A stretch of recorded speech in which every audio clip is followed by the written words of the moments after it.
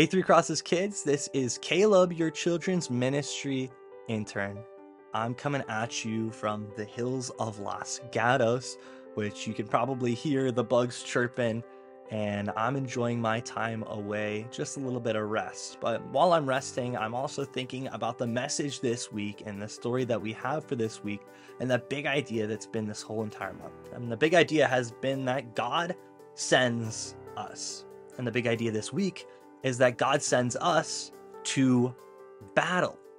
Now, when we look at the Bible, we usually see and we usually think that, well, God is a loving God. God is a God of joy. He's a God of love, and he's God of peace. And while all of these things are abundantly true, 100%, God is a God of love. He's a God of peace and a God of joy. At the same time, he is also a God of battle. He sends his people into battle for his glory. And we see no difference than what we see in today's story. And the story is about Gideon.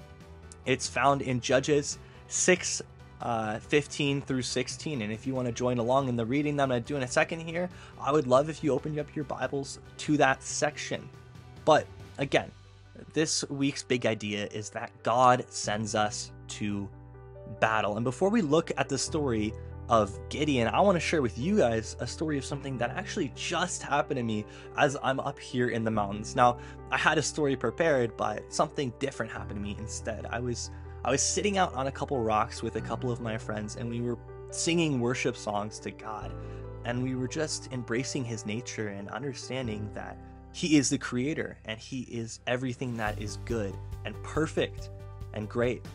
And as we were sitting there, I'm just thinking to myself, nothing. I had no words for the God of the universe, and I was just in awe of his nature. It was nothing crazy, it was just darkness and trees. But as I looked out into the sky, I saw a shower of meteors in a straight line, just flying across the sky, something that I couldn't even explain to you if I tried. And as I'm looking at these meteors, I'm thinking of the message that I was going to give on this Sunday, and the message that I'm giving you guys right now is that sometimes God does some things that seem impossible. Now, I was sitting there in the moment and I was thinking to myself, this is crazy. This does not look real. There was like 30 meteors flying across the sky in an exact straight line, just in the moment as we were worshiping God. And it was kind of a reminder to me, and a reminder of this message, that God can do impossible things. And we see that this is a theme in Gideon's story when we look at our verses. And when we look at the first verse in Judges 6:15, we see something in Gideon. We see doubt. We see that Gideon feels like he's unworthy to go to war or to go to battle for God. So let's turn to Judges 6:15 and let's read this first verse. It says this: "Pardon me, sir," Gideon replied, "but how can I possibly save Israel? My family is the weakest group and the weakest tribe of Manasseh, and I am the least important member of my family."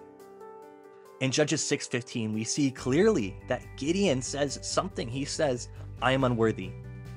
I can't go to battle for God, because God had called upon Gideon. He said, I need you to take out an enemy nation, and I need you to defeat them with your small and tiny army. And Gideon said, I am not a warrior. Not only am I not a warrior, but my tribe in Manasseh is the weakest tribe in Manasseh. And there's many tribes there, but I am the weakest one. And he said that I am the weakest member of my family. Now, sometimes we feel like we're not strong enough to do something, such as maybe doing our chores or saying kind words or even listening to our parents. We feel like it's too hard. We feel like it's impossible. We feel like we can't do it because we're not good enough to do it. And some of those things, they can seem really hard. They can seem even impossible. But God says something in the Bible. He says something profound. He says, I will either teach you how to do something if it's hard, or if it's impossible, I will do it for you. And this is proven in the second verse in our story. So let's turn to that second verse in Judges chapter 6, verse 15. It says this: "The Lord answered, I will be with you, So you will strike down the Midianites. You will leave no one alive. Now, let's see what's profound about this verse. We see that Gideon said, I am lowly. We are the least of tribes, and I am the least of people inside of my tribes. I am the worst of the worst. I don't deserve to be used by God in battle. But God answers. It says in verse 16, the Lord answered. The Lord himself. Imagine you're talking to God, you're praying, and God answers back in these words. He says, I will be with you. So you will strike down your enemy. That's crazy. Imagine that. God says that there's going to be things that seem impossible to do, but he says, if I am there, nothing is impossible, because God says, with God, nothing is impossible. And God says that we're going to go into battles, but he says that our battles are going to be spiritual battles. That means that it's going to be battles that we might not even be able to see, but we know it in our heart. It means that we got to go tell people about Jesus, like the Great Commandment says. It means that we got to go be nice to people who aren't nice to us. It means that we have to treat people how Jesus would want us to treat them. And sometimes that feels impossible. It seems hard. It seems like we don't have control over our own lives and over our own words and our own actions. But God says, with him, nothing is impossible. And it just reminds me of that story that I told you earlier about how I looked into that night sky. And as I was worshiping God, I thought, this is perfect.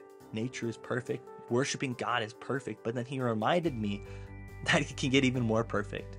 That he can send a sign to me about his grace, his glory, his perfection, and the impossible things that he can do, at least what it seems for us. And he can make us sit in awe of his glory.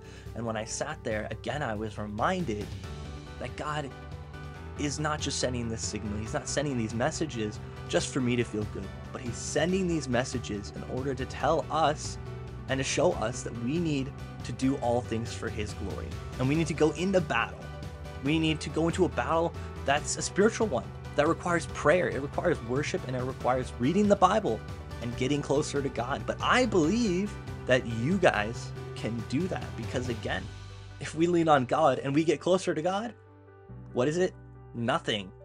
Nothing is impossible. Nothing is impossible with God. And even Gideon, the lowest of the lows, the least important of his family, was sent by God to battle to defeat his enemies. And just like God has promised, Gideon overcame his enemies, not by the sword, but by the fear of God. And we see that this rings true throughout the whole entire Bible. And we see that God is sending us out to battle, and that when we feel like it's impossible, it is not, because God is by our side. So I challenge you to go out and face the battles that God is calling you to. And I hope to see you on Sundays and Wednesdays. And I'll be there on Sunday. And if you're there on Wednesdays, we've got family nights starting in September. So I hope to see you there. And bye-bye.